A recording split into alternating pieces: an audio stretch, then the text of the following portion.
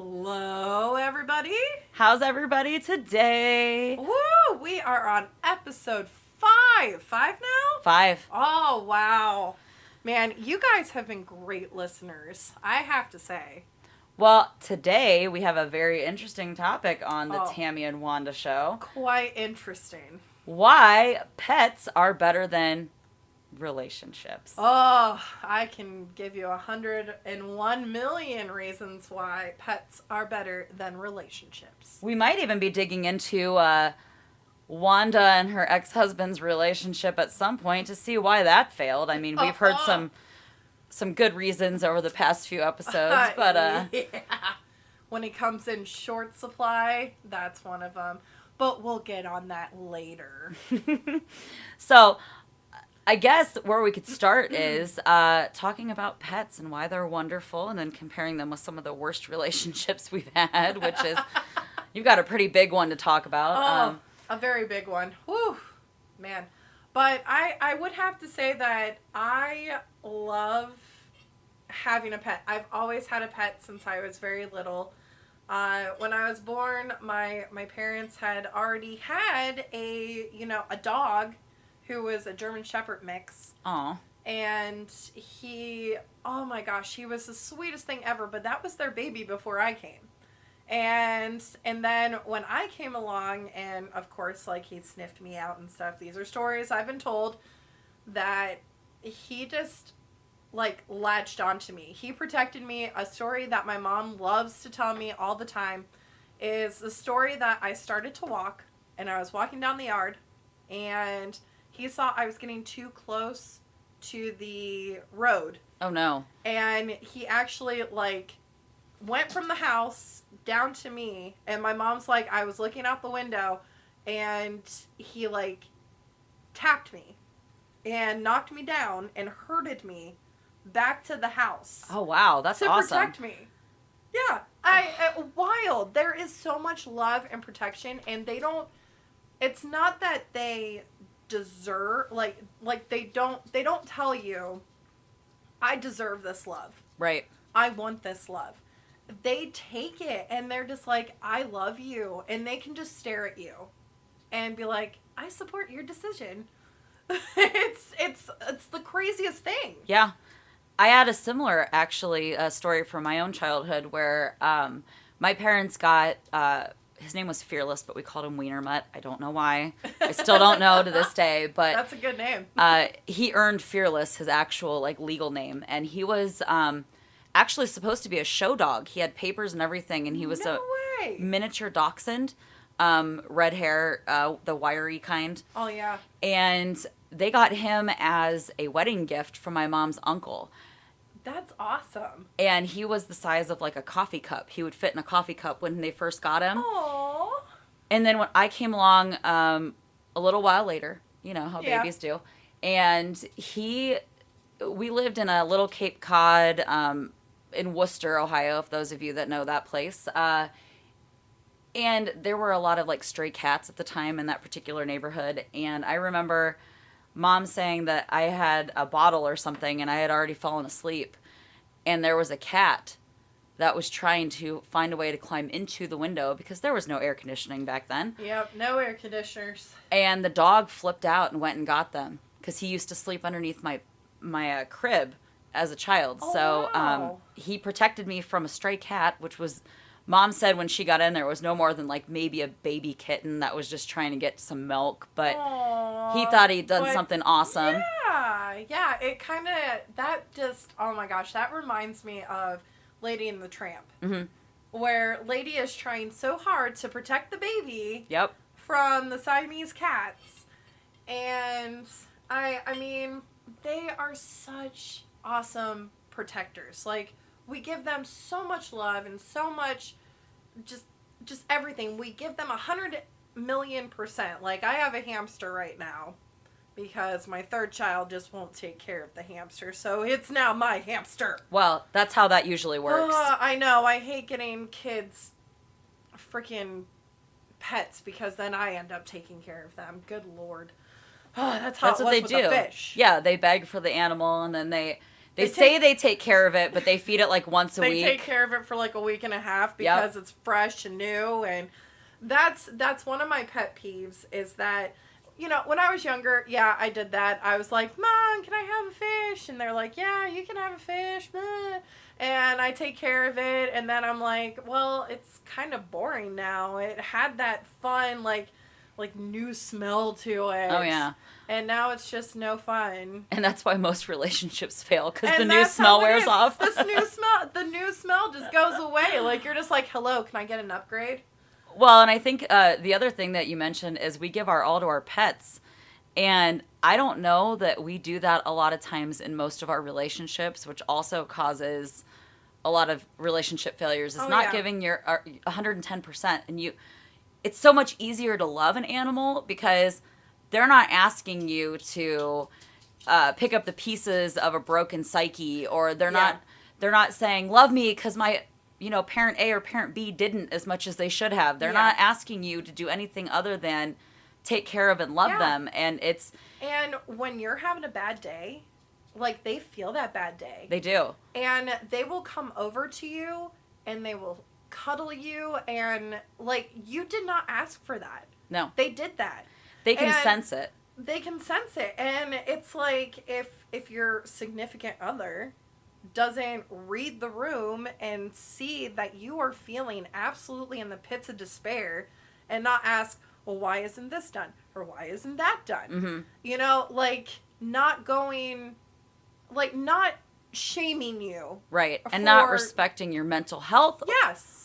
And that might be a day that you're just having a rough time with life. And, you know, life's hard sometimes. And those of us that we discussed last week that have mental health issues, you know, sometimes you just need a day to lay on the couch and eat cookies and watch shitty Bravo TV. Yeah. And you know, you need those in those moments for just your like partner. What you said on your TikTok. Yes, absolutely. Oh gosh, yes. So it's one of those things where you just need the other person to respect the fact that you need a lazy mental health day to recover. Yeah. Or when you're very upset and you don't want that love right now, they know to go lay down, go to a different room. You know, they respect. They ultimately respect your decisions. Yeah, and that's what pets kind of, they hone in on emotions very well. And I know one of the dogs we have right now, I always call him the moron of the two because he's kind of doppy. And he's the younger one, so he's still kind of very much a puppy. He's got that baby. But I'm mortally terrified of spiders, and you know this, but we had a spider show up next to me on the couch. No. Hubby was like, you're fine. It's a bug. I'll get it. Just hold on a second. And I'm flipping out because I know they're little. I know that they can't kill me. I know it wasn't a brown recluse for those of you listening. I know it's silly to be scared of bugs, but that's my one that freaks me out. And the doppy one comes flying in from the other room, tried to eat the spider, and then realized Mommy was crying because she's a psycho about spiders and licked my cheeks until I was better. And he laid with me, and I looked at hubby and was like, so how come the dog is more protective and sweeter about my fear of spiders than you are? What's going on? Yeah, it's crazy. I actually had something similar happen to me when I was way back when, you know, before dinosaurs, or maybe after dinosaurs. I can't remember. My brain's so foggy right now. But one of my dogs that I was in the backyard with them, and I had seen a snake come into our fence area. I am scared of snakes. My grandma was deathly scared of snakes, and so I'm not as deathly scared of snakes, but it was enough to like frighten me that I kind of got chilled, and I like squeaked, and my dog zoomed off the porch, came over, saw that there was something on the ground, that it took it in its mouth and like flung it. Oh. And then like started like poking at it, and then like once it was gone, he came back and was like looking at me like, did I do okay, Mom? I saved you. I did it. That's so cute. But it's very interesting how we have, like, we treat our animals the same as humans, But it's like when another human is treating another human poorly, they don't see that. Yeah. But if we're treating an animal poorly, everybody sees that. Right. Which boggles my mind. Well, I think human nature is we don't want to fail at anything really, but specifically with relationships. So you go, okay, well, it's okay to fail because let's say I may not just get along with the dog that I just got from, the shelter, and I need to make sure he has a better home with someone who understands him. It's a lot easier to admit that and do what's in the best interest of the animal. Yeah. But when it's a relationship, you're so prideful of your own situation and life circumstances that you don't want to admit to anyone, specifically people closest to you, that things are going a little bit more awry. Yeah, something's wrong. Where it's like you can hide the dog in a cage, or you can not even bring your friends around when the dog's out because, oh, he's a dangerous dog, or, oh, the cat is such a bitch that she doesn't like to be out with anybody. Mm-hmm. But it's like with a relationship, you're seeing that person with their significant other all the time, and you're like, something is wrong here. You can't put that in a cage. You can't put it in a different room. Like, you can't Wizard of Oz that shit and put it behind a curtain. There's nothing behind this curtain. Pay no mind to the craziness in the room. Like, it just becomes this giant elephant in the room, and if you don't address it, like, it took me years after, eliminating with my ex that, like, I wasn't really a problem. Mm-hmm. Like, I know that a part of me was a problem because a relationship is two-sided. Right. So I know that I had flaws that I didn't express to my ex, and he had flaws that he couldn't tell me. Mm-hmm. I mean, I had to learn the hard way. Yeah. So if there was something that I did, I wouldn't admit to them, or I know I didn't do wrong. Right. So then I would apologize. So I'm always saying, I'm sorry. We're both the queen of I'm sorry, which is really crazy because... That is. And we both tell each other, stop saying sorry. There's nothing to be sorry about. You're fine. So, and I know that I've done that too in previous relationships where you don't really realize what you're doing wrong until you've already hurt the other person. Yeah. Which is kind of unfortunate because when you love somebody, you don't want to hurt them outright. Mm-hmm. And it's a lot easier in hindsight to look back on that relationship and realize all the things that you did wrong. But I think one of the great things about humans is, and I don't think we give ourselves enough credit for this, at least us healthier humans, you got to be able to look back and see what you've done wrong in a previous relationship to make sure that your future relationships are functional and work properly. That's right. I can't agree with you more because, I mean... looking back at my ex-husband and I, it is something that I never want to go back to. On a serious note, because there was a lot of mental abuse. Mm-hmm. There was a lot of emotional abuse. Right. He would use things against me, like my family. And really, if any of you listeners out there are dealing with this, try to find help. Even if it's a friend, a coworker, somebody. They will help you get to a point where you're able to leave that abuse. Mm-hmm. And it really took my mom to say, it's either him or us. Yeah. And that kind of put me in a position. And, like, going back to pets, like, that's kind of like if you have a dog or a cat that is just not a good fit, mm-hmm. and, like, you find yourself alienating yourself from friends and family because you don't want them to get hurt. Right. By the animal that you're trying to protect because you love them. Right. But they're like, okay, it's either you continue to have this animal who is just hurting you every chance you get because you want to try to fix them.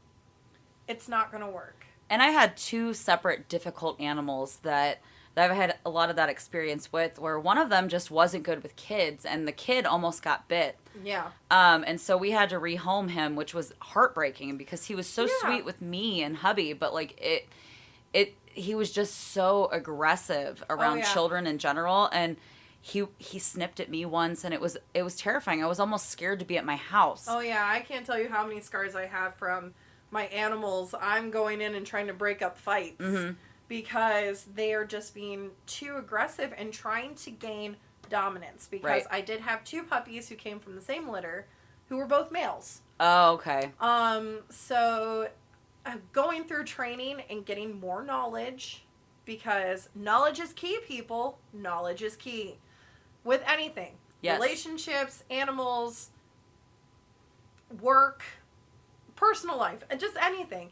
Knowledge is key. Once I went to a trainer and he told my family and I that when you have two males from the same family, they are going to try to initiate dominance. Okay, so it's more of a problem if they're siblings. Yeah, or even having that, like, if they're both at a young age and you introduce two animals from two separate families, they are going to try to initiate dominance. So he was like, the first thing you need to do is you need to eliminate the testosterone. So you need to neuter both boys when they are old enough. And that helped in my second situation a lot, getting neutered. Bet. I mean, I would have loved to have neutered my ex-husband. That would have been fantastic. But that may have helped things there, too. It would have helped a lot of things, too. And he just probably would be like a furry kitten, like laying in the sun, you know? Getting all fat and chubby in the sunlight. Yeah, because that's what happens. Once you eliminate that sense to try to reproduce or dominance, they start getting fatter because they don't have all that testosterone or estrogen to try to get pregnant and continue on the line. Right. And that's what happened with our second one is the second problem child still lives with us. He's recuperated. Many thanks to both our vet and Caesar Milan. Oh. I'm sure I'm saying that wrong, and I'm very sorry, but he's amazing. He is. That we watched Dog Whisperer reruns on Disney Plus, of all things, with the dogs after they got neutered, because the younger puppy came into the house and he doesn't ever try to be the alpha dog. Yeah. And what Caesar really kind of taught hubby and I is that we have to be the alpha in the household with the dogs. Well, and that is nature's natural selection, having that alpha, beta, omega. And that was something else that the trainer told us. Yeah. Because the trainer actually trained canine unit German Shepherds. Oh, for the police department. So, he's had a lot of training and experience. And he's like, if you do not set dominance, if you do not set boundaries. And boundaries are huge. Huge boundaries. Good, positive boundaries for your pet. They will walk all over you. And that's key, too, for any human relationships, whether it's with a child, a friend, or a partner, setting your own personal boundaries. For past relationships where there's been a lot of mental abuse from my past relationships, even with my ex-husband, if I would have set proper, healthy boundaries for them, I feel like a lot of the things wouldn't have happened. Yeah. If I would have said, I did not do anything wrong, and if you're upset that I'm working, then maybe this is not what we should be anymore. And I think a lot of that, too, is those of us that struggle with mental health, it's harder for us to set those boundaries because I know I have a really large element of people-pleasing in me. Oh, me too. Where it's like, I don't want to let anybody down, and so I feel like any relationship in my life that's failed, I'm scared to tell people I'm close to. Why? Yeah. Because not only am I afraid to kind of get into what I did wrong, but to admit that I wasn't strong enough to set boundaries that were good for myself. Yeah. Or even the other person. That just really shows your vulnerability. And of course, as a society, we have learned that if we show vulnerability, that is a sense of weakness. Yeah.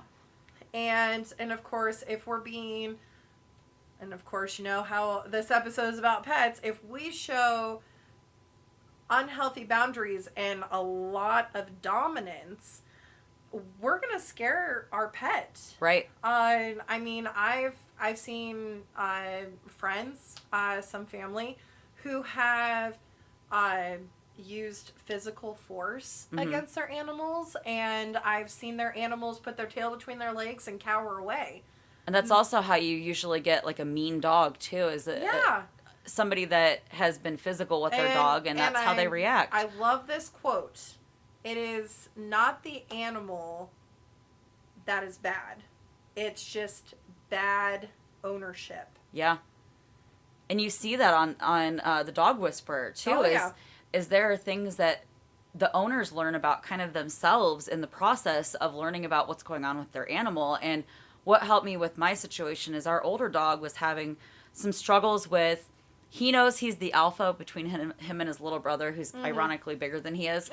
But isn't that funny? Yeah, and he's the aggressor all the time when they're playing, the little one. And he's got the Napoleon complex, you know, where he's the small one. Oui, monsieur. I got it. But he was having trouble because I have always been more of the alpha between me and hubby in terms of the animals, and I'm also the softie. So I think I was giving mixed messages because I'm the one that gives them scraps off the table when I'm not supposed to. Oh, yeah. But I'm also the tough disciplinarian parent out of the two of us with the pets. So it's like trying to find that healthy medium. And that for me, now that I've figured out, kind of through watching Caesar and doing some research on the breeds of the dogs I have, the older one had some issues with me where he would hide from me, and when I'd try to pet him, there's jealousy there. And it took me a long time to figure out he's jealous because he was mommy's boy. We were like, you know, soulmates, dog and human. And then all of a sudden there's this new moron that's in the backyard that shoves him out of the way for mommy's affection. And That's true. And you've seen that too. I have. I've seen that. And so they, you know, they kind of latch on to one human, and I'm the dog person in the house. And the boy is very much similar to me in that way, and that he's the dog person, and they love when he gets off the bus. Oh, I bet they're so excited when he gets off the bus. All I have to say is that the bus? And they both run to the front door, and they're so excited. Oh, well, our little special guest in here, he definitely perked when you said that. Oh, yeah. I said dog earlier when we were talking, and he's... My soul puppy, Ty, is down here with us, and he very often frequents our podcast recording sessions. He does. He definitely wants to make sure that we're safe and that he is well known that he's in the room. Yep. And for those of you listening, he is wagging his tail and looks very excited that we're talking about him on the podcast. So excited. But we have a most recent rescue. Well, he's not rescued. My family, what they do is they foster. Okay. And then they adopt. And, that's great. And actually, one of the places is, I know I'm going to forget it. And Mom, I'm so sorry. I will revise this on our next podcast. We'll put a note on the Facebook page, I promise. But I'm pretty sure it's called Angels for Animals, where they do a fostering, and then if it's a good fit, because they try to find a good fit for your family. Right. And they will have you kind of have them for a little bit and see if it's a good fit, and then you can adopt them. Well, my new boy, I love him so much, but he's so clingy. And I'm okay with that because he's like one of my children, so it's good clingy, but it's definitely annoying as a relationship. Oh yeah. He is a lab husky mix, so he loves having that connection. Once he gets that connection with you, and of course, he lives with my family. He doesn't live with me. I bet he's pretty vocal too. Oh, quite vocal. Being part husky. Part husky and all. But he needs to be on top of me. And if I leave the room, he has to follow me. Oh, yeah. And it kind of gives me anxiety. And I'm like, I love you, but you need to get away from me. Because now, does he read that on you whenever you feel that way? No, he does not. Oh, wow. And it's quite shocking. Yeah. Because he acts so much like my ex. So you adopted your ex-husband. I adopted my ex-husband. Awesome. That's insane. How did I do that? But I love this one more because he's a four-legged thing and I can throw him outside if I want to. But he has a tendency of, like, he needs to be close to me. And I'm like, I love you. Just lay down. Just lay down. Let mommy just rub your head. Just rub your head. Let me I think do that might be a husky thing. Because, you know, my new one is part husky, and he does that. They're very much packish. Yeah. And I have to take that into consideration. So my anxiety level goes down because when I come and visit my family, he howls until I come into the house. And that's so cute. Yeah, he'll howl. He'll whine until I get through the door, and then he is up my ass 24/7. And you know, I didn't know that Ty, our little guest down here, could howl up until about 6 months ago, because our part husky, I guess, I don't know if he taught him or if he like just released the hound dog within or what the deal was. I have an inner howl. But I got up late one weekend and it was like 9:30 and they hadn't been out yet. And I heard another howl that wasn't the younger one, Henry. Oh. And I was like, who is that? And I walk out and he is full Snoopy sitting in the middle of the hallway just howling his brains out. He found his inner husky. Yeah, he's a great, and just like yours, he's always right there. Yeah. And even if you're like outside gardening, he's laying behind my feet while I'm gardening. Yep, that happens to me too. Like he will stay with me, and you would have thought that I had this dog since he was a puppy. Because I can go outside in the yard, and if he gets out of line, I'm like, get your ass over here. Oh yeah. So, I mean, he understands and he loves me, but he loves me so much that it kills me sometimes. Yeah, a little bit inside. You're just like, ugh. I'm like, why? But I understand why, because he's such a pack dog that he will actually howl when I'm sitting there because now he has his pack together. Oh yeah. And it's weird how, and I don't know if you've noticed this, but I know at least with Ty, the other one doesn't really do commands quite yet. We try, but he's so bullheaded. He's a dip. Yeah, he's just kind of derpy. It's how he is. He's like my ex-husband. Yeah. Maybe your ex-husband's part husky. That seems to be the trend. What? I can believe this. I can absolutely believe this. But something that men don't do that dogs do is they respond to commands or that sound for my older one. That's what I do too. I'm like, get back here.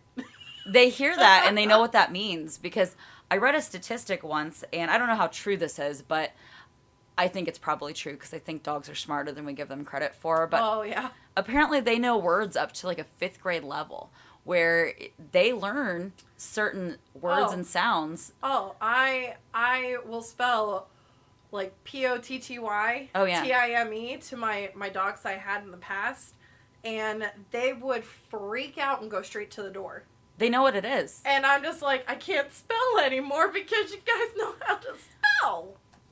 Mine know how to spell ice cream because they like to go on car rides to get ice cream. So that's their thing. The one's way better at car rides than the other because, again, he's still learning. But he is. He's still learning. He's a boy. And I want to shout out to my neighbor, Crystal, if you're listening. She is quite frequently a foster mom to puppies. Aww. And she's been really great she's got 3 dogs of her own. And she takes them in and cares for them when they're like very small.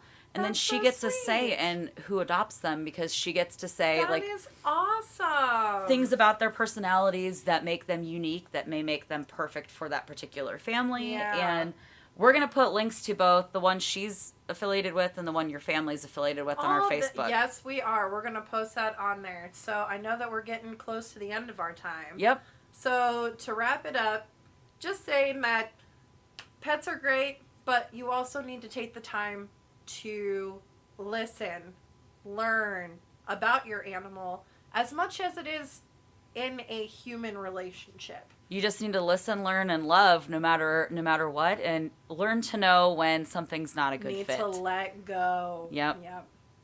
So look out for those links on our social media, and if you're looking to adopt, both of those organizations would be fabulous, and they're always looking for people that need puppies. So yes, they need lots of fosters or cats. or cats. Yep. Meow. So don't be ashamed. Cats are great too. They are. All right. See you next week. Bye.